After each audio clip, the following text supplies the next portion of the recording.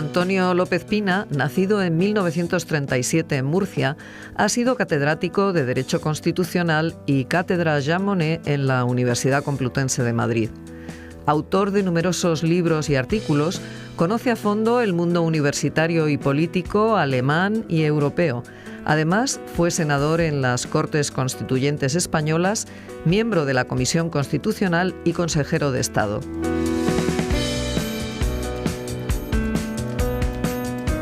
Nos acompaña hoy de nuevo en Sin Distancias para continuar con la conversación que inició en un programa anterior con Antonio García Santes Mases, catedrático de Filosofía Moral y Política en la UNED, a raíz de la publicación de su último libro titulado Desde la Sierra de Guadarrama, vistas a Europa.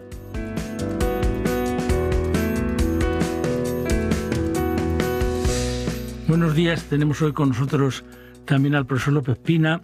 Le agradecemos mucho que nos haya cedido a nuestra invitación a un segundo programa, porque solo con uno es poco, para tal cantidad de cosas, que el otro día un poco de su origen biográfico, hablamos un poco de aquella Alemania de los 60, hablamos un poco del 68, hablamos un poco de lo que significa la caída del muro, lo que significa el paso de la generación del 68 a la del 89, y de alguna forma, pues ese debate que se da después con Maastricht, con la Constitución Europea.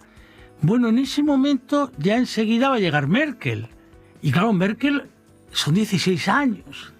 Entonces una pregunta al profesor López Pina, que trasciende el libro, aunque está continuamente vinculado a los debates del libro, es ¿cuál sería la valoración de estos 16 años de Angela Merkel? Porque vive pues ese momento de Lehman Brothers, vive después lo que significa toda la tensión que se vivió en la época de Syriza con Grecia, vive el problema de la inmigración, y vive la COVID, o sea, hay momentos distintos, ¿no? ¿Tú cómo lo valoras? En primer lugar, habría que reconocerle que Merkel tiene un gran corazón.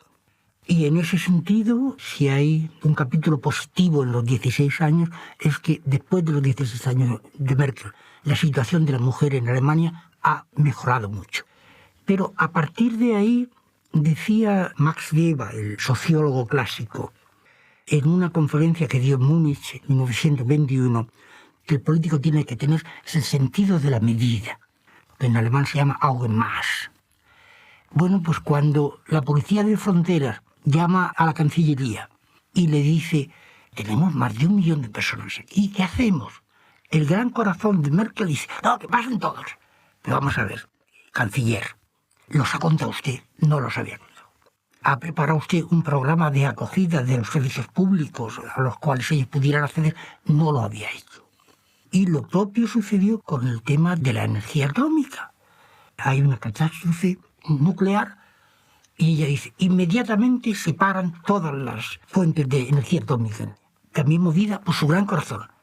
Pero aparte de eso, bueno, luego cuando los más de 1 millón de inmigrantes entran, usted había previsto qué iban a hacer, cómo se iban a integrar en el... Ella no había previsto nada. De ahí que esta decisión genera el auge del partido de extrema derecha, AfD. Usted no había pensado que esa decisión suya iba a dividir al gobierno. Pues no lo había pensado. Que iba a dividir al grupo parlamentario de la democracia cristiana. No, tampoco lo había pensado. Bueno, ¿y en qué había pensado usted? Es evidente que ella también recuerda lo que dio de sí el tema para la otra Alemania. O sea, la gente tan sensible, la gente que acudía a las estaciones, la gente les llevaba café, la gente que los recibía, todos los que le agradecían. Entonces, claro, ahí efectivamente se plantea ese problema, ¿no?, que decía Dahrendorf y otros, de la sociedad de los 2 tercios, es decir, tercio de las grandes élites de poder económico, financiero, etcétera. Bueno, pues la inmigración en principio les beneficia porque les resuelve problemas de proximidad, de cuidado, porque tienen recursos suficientes para hacerse cargo. Pero después hay un segundo tercio, hombre, tiene empleo, tiene pensión, a veces tiene vivienda, después ya esto ha cambiado de tal manera que hasta la vivienda la tienen difícil, pero vive con terror caer en el paro estructural, en el trabajo precario, o que se produzca elementos que compitan a la baja por los salarios, y ahí, claro, eso es un caldo de cultivo grande para el racismo, ¿no? La xenofobia, mucho antes de eso, ya en aquel libro, hablando de corazón, de La Fontaine, que era el corazón late a la izquierda. La Fontaine advertía, bueno, cuidado con esto porque estamos creando las condiciones. Y esa es un poco una pregunta, volviendo un momento atrás, tú que conoces también, y que en el libro aparece Weimar, ¿no? Cuando se insiste tanto en que aquí se reaparecen elementos de lo que ocurría a Weimar, tú que has estudiado como la democracia representativa, el problema del plebiscito, el cesarismo, también el problema del populismo, ¿tú crees que sí, crees que no? ¿En qué dimensión? No he escrito nada sobre ese tema, pero avanzaré un intento de respuesta. Uno de los problemas de Alemania de Weimar era la inestabilidad política. Y en este momento, sin duda alguna, Alemania ha dejado de ser políticamente estable. Ese sí coincide. Luego, la gente, no sé si a lo mejor el 20% de los alemanes tienen dificultades para llegar a fin de mes. Pues esa es una situación muy próxima a la de 1929. Y luego el plebiscitarismo desde Weimar, precisamente la ley fundamental de Bonn, se escribe impulsados por que no haya plebiscitarismo en Alemania, solo democracia representativa. Pero llega el populismo, y ¿quién no ha sido populista en Alemania? ¿Y quién no es populista en gestos, en símbolos, en manifestaciones? Es decir, el plebiscitarismo se ha colado en Alemania por la puerta de atrás. Y las consecuencias del plebiscitarismo es que la democracia representativa desaparece. Pues en esta situación está. Luego, lo que yo he avanzado antes de que la Alemania de Willy Brandt y de Helmut Schmidt tenía aura, la Alemania de la inteligencia que venía al Instituto Alemán en Madrid tenía aura. En estos momentos, si se me pregunta a mí, la única personalidad a la que yo le reconozco aura se llama Jürgen Habermas. Sin competencia, además. Es decir, Alemania ha evolucionado desde la reunificación en términos muy regresivos. Hay algo que no se sabe, que no se menciona, pero que mi maestro Hesse, en una alocución, nos puso una primera figura del derecho público alemán, magistrado del Tribunal Constitucional, y era una personalidad con aura. Y se lamenta en esta intervención de que él recibe muchos artículos de revistas, algunos de ellos incluso brillantes. En cambio, ha dejado de recibir libros. ¿Cómo?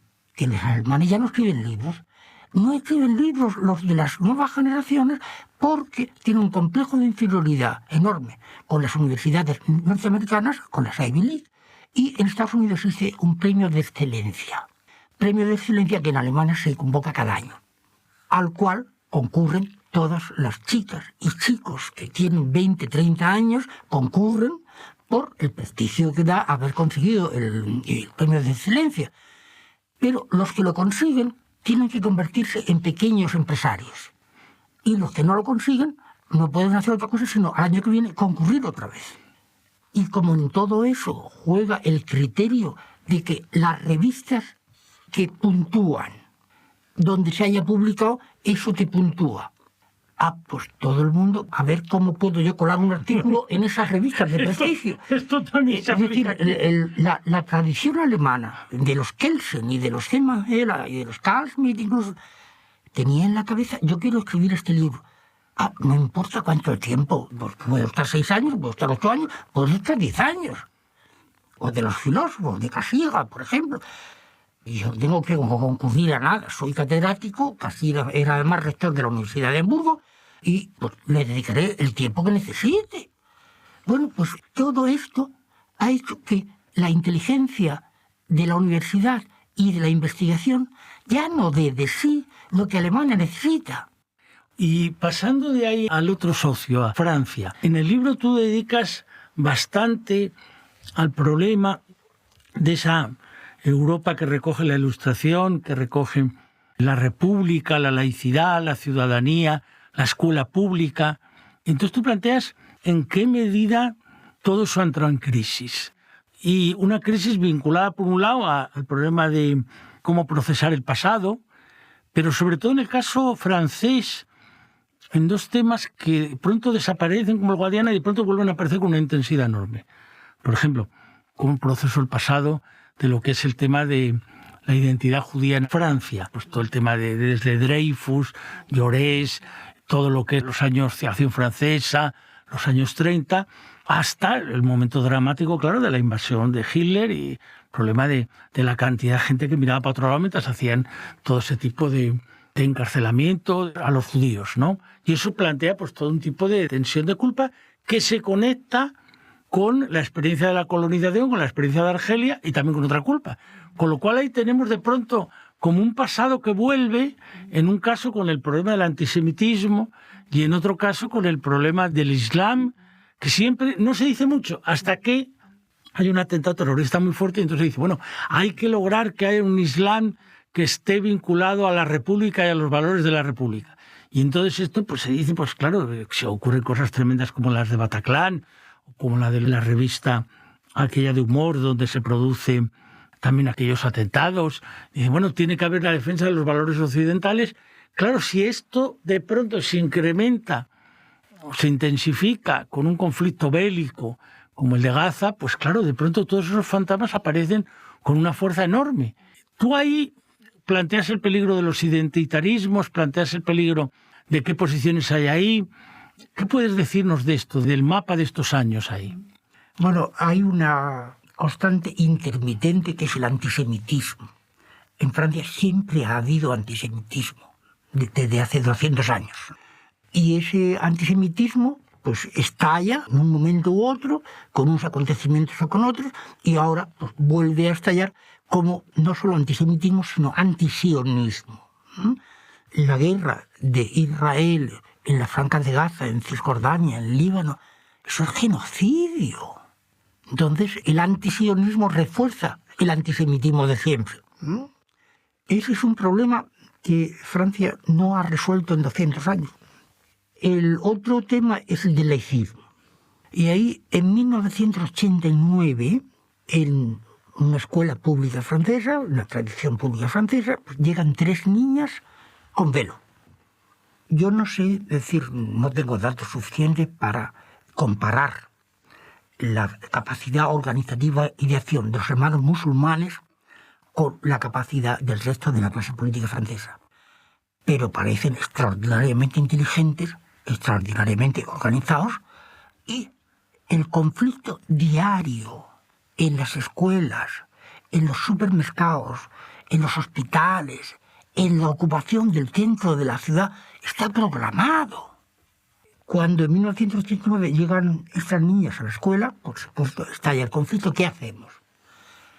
Y pues toda Francia se divide, e incluso los jueces toman partido por los inmigrantes. El problema de la inmigración en Francia es que por un lado es numeroso, por otro no es regulable ni soluble. Y ahí Macron, de motu propio, habrá cometido unos cuantos errores. Pero ese es un problema que no es soluble. Cuando la inteligencia francesa y la clase política francesa y los jueces se dividen en 1989 respecto del conflicto. A eso añádasele que Francia necesita la francofonía, tenerla en su apoyo a mantener el sillón que tiene el Consejo de Seguridad. Y necesita que los países musulmanes apoyen a Francia en el mantenimiento, no obstante la debilidad de Francia en tantos otros campos. Y diplomáticamente, Macron, ¿cómo resuelvo el problema de la inmigración? No tiene solución. Claro, plantea el problema de cómo va creciendo también la ultraderecha. Todos los que ya tenemos alguna edad recordamos, ¿no?, aquella final de aquella Copa de Fútbol donde Francia gana, está todavía Chirac, ¿no?, está Jospin al lado, y aparece Zidane, ¿no?, el abrazo a Zidane. Y entonces la idea de, bueno, pues que esto es la muestra de la Francia diversa, de los distintos colores, de multicultural, y a la vez los que no se saben el himno y los más franceses nacionalistas enfadados. ¿Y esto qué es lo que está ocurriendo aquí? ¿Cómo vamos a salir de esta situación? Porque claro, ahí hay debajo un problema, que es el tema de la laicidad y la ciudadanía. O sea, el tema muy de filosofía política, ¿no? Tenemos este programa, porque la religión es un asunto solo privado. Claro, desde la cultura republicana, fundamentalmente, la escuela trata de crear, construir, modelar, modular, fomentar, no sé cómo decirlo, ciudadanos que de alguna forma sus particularidades lingüísticas, culturales, regionales, religiosas, queden aparcadas porque sean ciudadanos de la República. Entonces, claro, ese punto plantea el gran problema. Entonces, si no está visible en el espacio público, ¿dónde está visible? En el mundo judío esto se resuelve mejor con la sinagoga, porque no tienen voluntad proselitista, entonces están siempre en guardia por el pasado del antisemitismo, etc. Bueno, tienen claro el hándicap de la relación que decías tú entre sionismo y judaísmo. Pero en el otro caso es que son muchísimos. Son los que llegan y ¿dónde encuentran esa sensación de apoyo? ¿En la escuela o, por el contrario, en los que están organizados en los barrios, en los que les dan apoyo social? Y eso efectivamente plantea a ese tipo de gente que se vive, digamos, lo contrario que le pasaba a muchos de los pobres judíos en Weimar, que decía, pero si yo soy alemán, si he ido a la guerra mundial, si mi padre ha muerto, ¿pero qué me está contando? No, usted no es alemán, usted es judío, pero ¿cómo voy a...? Pues yo soy alemán, hombre, yo he nacido aquí, vivo aquí. Bueno, pero aquí es lo contrario. He nacido, pero no me siento francés, no quiero ser francés, reivindico que no lo soy. Claro, eso hace enormemente difícil el salto a crear una identidad francesa o una identidad europea que superara eso. Por más que mira que se le ha dado vueltas, porque así como en el tema, como decías tú muy bien, después de lo de Habermas no hay figuras en Francia, pero sí ha habido muchos que han logrado, o sea, Derrida, Levinas han vuelto a ser traducidos, Marcel Gauchet, muchos que aparecen escribiendo continuamente sobre estos asuntos de la laicidad y la ciudadanía. Y esto nos lleva a un punto interesante del libro. El libro tiene semblanzas entrañables de este hombre, este murciano, que de pronto llega como liberal antifranquista, después conecta con la socialdemocracia alemana, con la Fundación Ebert, después se vincula ya como senador constituyente en el Consejo de Estado, que es el profesor López Pina. Pero hay dos semblanzas, la de Fernando Morán, que ya le dedicamos aquí un programa sobre su libro de homenaje que el profesor López Pina coordinó, y la de Borrell, que es interesante porque no se debe conocer, porque debe ser un texto de homenaje, un libro de Amicorum, pero que no se publicó como libro, donde haces toda una referencia allí, desde el momento que la Facultad Económica, en otro lugar los trataste, los conociste, la relación. Y claro, allí hay como una pregunta que ya Borrell ha terminado su mandato, y uno piensa, este hombre que de joven va allí a los kibutz, y allí conoce a su primera mujer, y que de pronto el actual Estado de Israel le niega la entrada como persona non grata.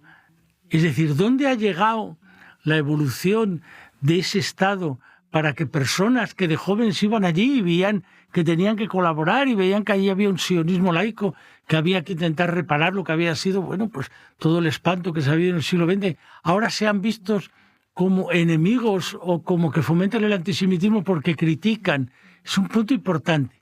Y un segundo importante que también es el tema de Ucrania, el tema de Rusia, el tema de Alemania, el tema de la idea alemana de que, hombre, ya otra vez no, ya hemos tenido también relación con Francia, lo estamos arreglando, intentando arreglar con lo del euro, lo de, vamos a ver si haciendo una confluencia económica con la Rusia de Putin, lo evitamos esto, otra vez ya no, porque hemos vivido lo que significó el pacto germano-soviético, pero después lo que significó la guerra, que significó. Entonces, estas dos experiencias que han marcado la época de los 5 años de Borrell, otras cosas también, lo de Afganistán o lo que fue la COVID o lo que está pasando en Venezuela, porque un alto representante tiene que atender muchísimas cosas, pero vamos, estas dos parece. ¿Cómo piensas tú que ha sido no ya su actuación, sino la valoración que puede estar en su cabeza después de todo eso? Yo tengo no solo una relación personal con Borrell de 40 años, sino mucho respeto por él. Y en el escenario europeo y en el escenario internacional, yo no tengo muchas personalidades y muchos expedientes como el suyo. A mí la gestión suya de estos 5 años me pareció extraordinaria y casi físicamente insostenible. En algún momento hablé con su esposa y le dije, oye, mira, yo el miedo que tengo es que vaya a enfermar. Es decir, desde ese punto de vista ha sido excepcional. Luego, él es miembro del Partido Socialista. Pues yo diría que Borrell es uno de los pocos socialistas que tiene el Partido Socialista. Con mucha diferencia, con mucha distancia, repito, del resto. Me parece que en la penúltima entrevista que le hizo El País, no sé si fue en agosto o cuándo fue, pero que él se dolía de que Él tenía un proyecto para Europa, un proyecto federal para Europa, y la presidenta de la Comisión, von der Leyen, no ha querido saber nada de lo que Pepe Borrell quería. Es decir, sí, incluso si la Unión Federal Europea no está más allá de lo que está en este momento y está muy contenida, Pepe Borrell sí sabía cómo deberíamos ir hacia una Europa federal. Eso por un lado. Por el otro, la relación entre Alemania, Ucrania y Rusia es muy compleja. Los alemanes, en el planteamiento de la historia, también tienen que reconocer que en la guerra mundial se comportaron muy mal con los ucranianos, entre otras cosas. Otra cosa es que, ya lo he escrito, que para el general de Gaulle, que le pregunta el entrevistador, le dice: general, ¿me puede usted decir qué piensa usted de los alemanes? Y el general de Gaulle respondió: son seres inseguros. ¿Seres inseguros? Estos alemanes, con la economía que tienen, que miden 2 metros y ellas son unas valquirias. Dice: sí, son seres inseguros porque nunca han tenido fronteras fijas. En ese no tener fronteras fijas, en Alemania hay una tensión hacia Rusia. Es decir, el nacionalismo alemán no es europeo. El nacionalismo alemán es alemán hasta hoy. Y ese nacionalismo alemán, bueno, pero nosotros nos podríamos expandir hacia Rusia y dominar la economía rusa, y dominar los mercados rusos, y dominar la política industrial rusa. Y eso está ahí. Y ahora nos encontramos con la economía alemana en recesión, y había sido todo tan fácil, el gas barato ruso, el mercado chino para los automóviles y la economía, pues, ¿en qué hay que gastar este dinero? Y como dijo Schäuble en alguna ocasión, cuando le dijeron: ¿y las inversiones del Estado? ¿Inversiones del Estado? Que inviertan los privados. Y ahora tienes que todos los servicios públicos alemanes son una ruina. En el debate alemán que tú sigues hay otra consideración, ¿no? Igual que el otro día recordábamos en el programa anterior. Hay la idea de en qué medida se produce un fenómeno ahí, de que, claro, la apuesta de Gorbachov por reestructurar el pensamiento político, por hacer una perestroika también del pensamiento, no solo reestructurar el aparato productivo, la glasnost, la transparencia, todo eso de pronto pues estalla, se produce la revolución de la caída de los países del este, y después la desaparición de la propia Unión Soviética. Incluso se planteó entonces la discusión de si seguiría la OTAN. Hay gente que decía: bueno, pues ya, si el enemigo era, ya no hay enemigo, ya no hay OTAN, que sea Europa la que juegue un papel, etc. En fin, los partidarios del siglo americano, los que no dan ese apoyo, y eso va a repercutir en la reafirmación del nacionalismo ruso. ¿En qué medida la política de Schröder, la política de Merkel, era intentar sacar negocio, como dices tú, pero a la vez apaciguar el peligro del nacionalismo ruso? ¿Y en qué medida eso podía ser ingenuo o no? Lo digo añadiendo un dato. Cuando se produce, que anoche de pronto, que dicen: oiga, que no, que es que ha invadido Rusia a Ucrania, con esta cosa que hace que los pobres tertulianos les preguntan, todos los pobres tertulianos estaban allí hablando de que aquella noche eran las últimas horas de Pablo Casado en el PP.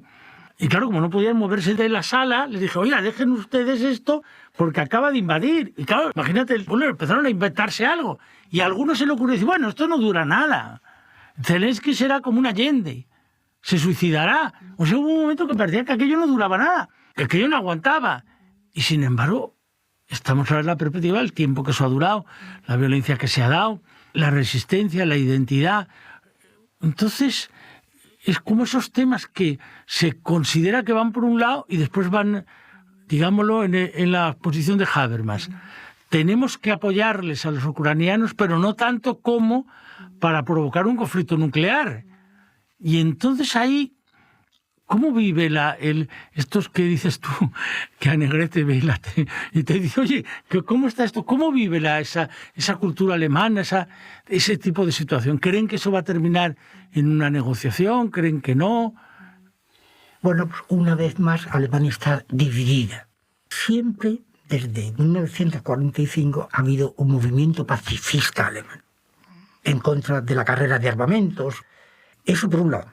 Por el otro, la posición de Scholz y de Habermas de autocontención es impopular. La tasa de popularidad de eso está por los suelos. Y luego está la tercera posición, que es la de Sarah Wagenknecht. Es una señora de origen de Alemania Oriental, muy capaz, extraordinariamente capaz. Tiene una capacidad de expresarse con precisión, con rigor. Por supuesto, ha estado siempre en contra de los gobiernos de Merkel y se ha conseguido una gran popularidad en toda Alemania. Toda Alemania la conoce como una de las figuras del debate público y de pronto dice, no, pero yo estoy a favor de Rusia y a favor de Putin. Pues mire usted, yo ya no entiendo nada. Y eso también existe. O sea que tienes a Alemania dividida. Por eso digo que ahí hay una parte que de pronto, como también a veces ha ocurrido en otros elementos, ¿no? Que posiciones, por ejemplo, que de alguna forma vienen a responsabilizar sobre todo al occidente imperial norteamericano de que se haya producido esa evolución en Rusia con Putin, lo que vienen a plantear es, oiga, ustedes son los responsables, no hagan ustedes más porque la cosa irá peor. Mientras que otra gente dice, bueno, pero eso es aceptar una voluntad imperial, un destino imperial, o sea que un pueblo tiene que someterse porque como le toca, pues le toca que usted que le invadan y no tiene ningún derecho a la defensa, a la legítima defensa. ¿Eso cómo se puede justificar desde un punto de vista?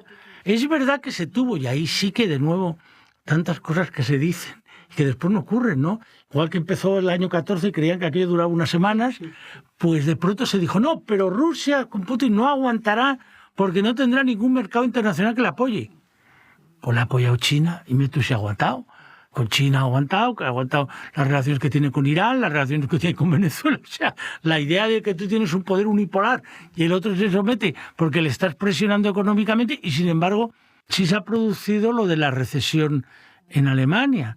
Por tanto, es un mundo realmente lleno de interrogantes. No podemos sino agradecer al profesor López Pina que él, con esta especie de juventud enorme que resiste cualquier tipo de decaimiento y con esta pasión ilustrada que reflorece ante cualquier crisis, él siga iluminando sobre este tema y recomendar su obra Desde la Sierra de Guadarrama Vistas a Europa, publicado por Fundación Caja Murcia, que viene, como decíamos en el primer programa que hicimos, a completar otra serie de una larga ya cantidad de libros. Por lo menos algunos han aparecido aquí en este programa. El de la generación del 56, el de la inteligencia excéntrica, el libro de homenaje, Teoría y Realidad Constitucional, y el homenaje al propio Fernando Morán. Por lo tanto, esto ha sido un buen complemento y le agradecemos mucho al profesor López Pina que nos haya acompañado en estos dos programas. Muchas gracias. Muchas gracias a Antonio Santemases, al cual, si ha dejado deslizar algún elogio, no deben creerle porque es amigo. Y también muchas gracias a la UNED.